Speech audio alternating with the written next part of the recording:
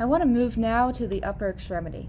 So we've talked a little bit about the GH joint, the glenohumeral joint. So clinically, this joint needs some work.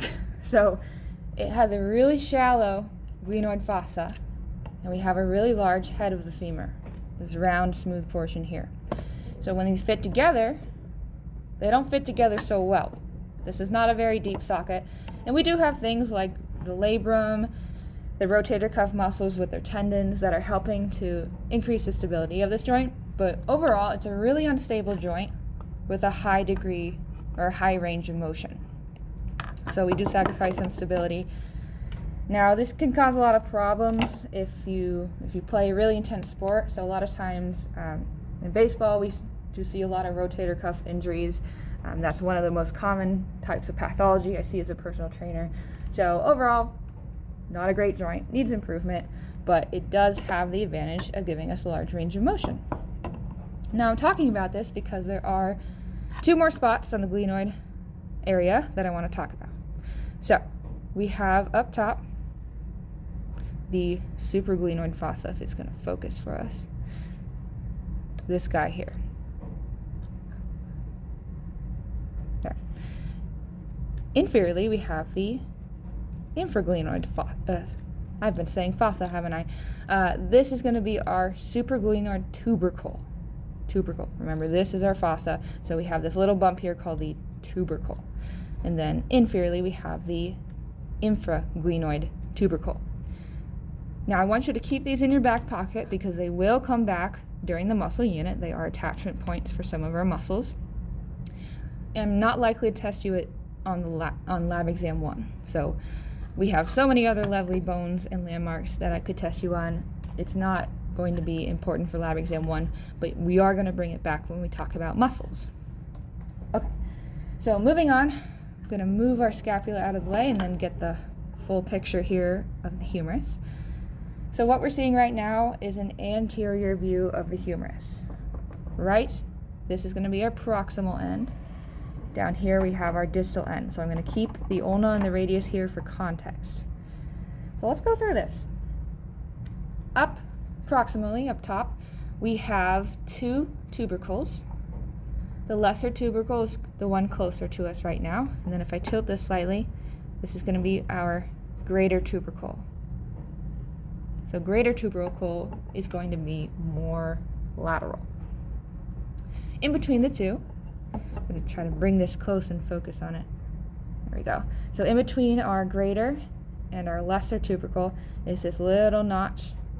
This is called our intertubercular sulcus. So it's a deep groove, a sulcus. It's between the tubercles, so it's intertubercular. I know it's a mouthful, but it does make sense if you break down the words. A little further down, and a little more laterally, we're going to have a deltoid tuberosity. Let's see if we have a nice one here. Sometimes you can palpate it, but this is going to be really subtle. So I don't know if this is even, might show up on the camera. Let's try to bring it close. So basically we have this roughened area, and okay, it's kind of showing up here. So this roughened area, it actually projects, it protrudes just slightly from the surface. And I think the best way to find it when you're practicing in class is run your thumb down the shaft of the humerus. That roughened area is going to be our deltoid tuberosity. So I did have to rotate a bit to find it. And because it's so hard to find, it's not likely to show up on a lab exam. Big hint there. Okay, so let's move distally, and then we're going to flip this around and look at a posterior view. So distally, this is our elbow joint. So we have 3 bones involved. Let's talk about this distal humerus.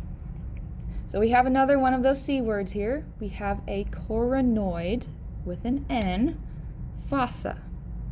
And that is going to be this guy, this depression that you see, coronoid fossa. Laterally, we have the radial fossa. And this makes sense if we think about which bones we're seeing distally. So this guy is our ulna. More laterally, we have our radius, and this is all from anatomical position. So imagine thumb side is facing outward, palms are forward, radius ulna. And these correspond to our fossa in the humerus. So radial fossa, coronoid with an N, coronoid fossa. We also have some epicondyles and condyles. So generally, when we look at the body, if we have an epicondyle, we will have an associated condyle. In this case, the humerus just has different names for the condyles. So let's start with the trochlea and the capitulum. These are going to be our condyles, so to speak. Trochlea is more medial. So remember, ulna is going to be medial, trochlea is medial. Let me tilt this slightly so you get a better view. This is our trochlea. Laterally, we have the capitulum. So caput means head in Latin. This is just a little round head of bone. Okay? This is the boundary of our trochlea. This is our capitulum. Okay, I think I've said that enough times. So those are our condyles. We have a medial epicondyle. It's really prominent. You can palpate it on yourself. If you bang it on a table, it's not very fun because it projects so far out. And then we have a much more subtle lateral epicondyle. So I'm going to rotate this a little more just so we can see. This rounded area is the capitulum. Lateral epicondyle starts right here. So they kind of blend into each other, but you can notice that difference. This is really bulbous. It's round. It's a head. This is our lateral epicondyle. All right, let's move on down. I want to cover everything from an anterior view, and then we'll flip it around and I'll confuse everyone. So we've talked about ulna is medial, radius is lateral. We talked about the trochlea and the capitulum. So this guy, this is a wrench-shaped depression. This is going to be our trochlear notch. And this makes sense because in the elbow, these guys are going to fit together. This is how our ulna fits to form our elbow.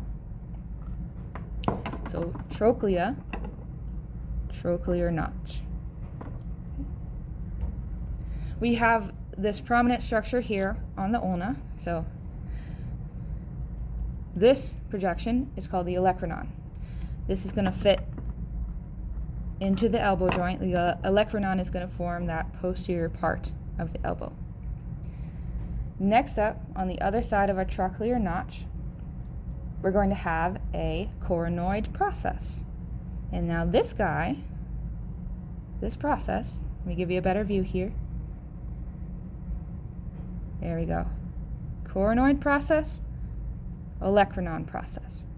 Coronoid process is going to fit into our coronoid fossa. You can start to see how these terms mirror each other. Okay, let's put that down for a second and talk about the radius. So radius looks a little different. We've got this really round head of the radius.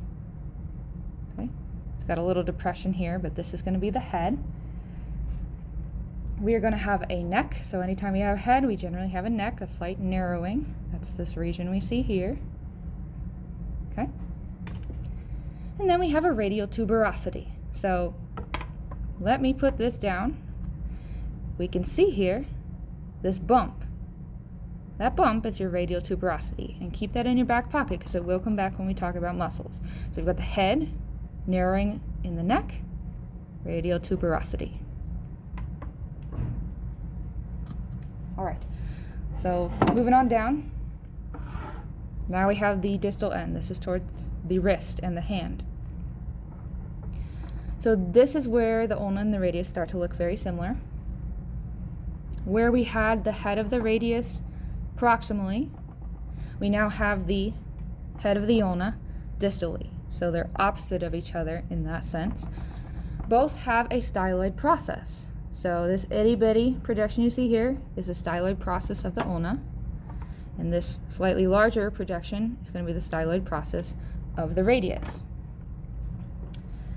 In addition, we have an ulnar notch on the radius. And that's going to be this little face, this depression here, where the ulna and the radius are articulating.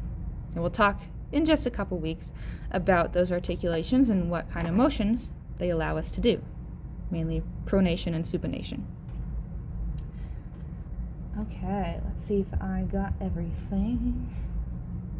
All right, that is everything I will ask you from an anterior view. So next video, we're going to flip it around and quickly go over the posterior view of the upper extremity.